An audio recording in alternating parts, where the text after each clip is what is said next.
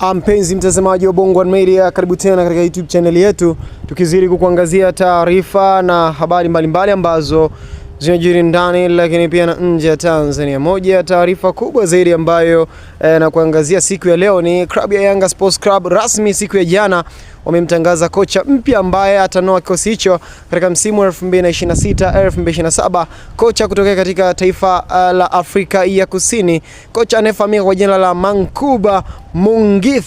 Yes, rasmi Mankuba Mungith atakuwa ni kocha rasmi wa klabu ya Young African. Niko hapa kukujuza takwimu na taarifa kwa usahihi juu ya kocha huyu na asili yake na mambo mengine kadha wa kadha. Nitaomba unisikilize mwanzo hadi mwisho, hii ikiwa ndio kazi pekee ambayo tunakuletea kwa ukaribu kabisa kutoka katika viunga vya Bongo 1 Media. Popote ulipo, tuambie unatokea wapi na unaipenda timu yako ya Yanga kwa asilimia ngapi. Bongo 1 Media tuko kukujuza taarifa na habari kem kibao.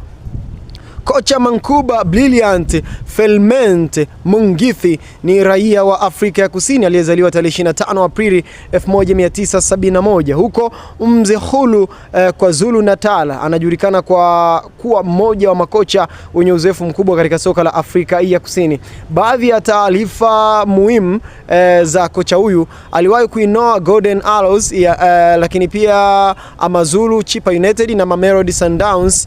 Akiwa Mamelodi Sundowns alisaidia timu kutoa mataji kadhaa ya ligi kuu ya Afrika ya Kusini na kombe la Nedbank, kwanza kama kocha msaidizi na baadaye kama kocha mkuu.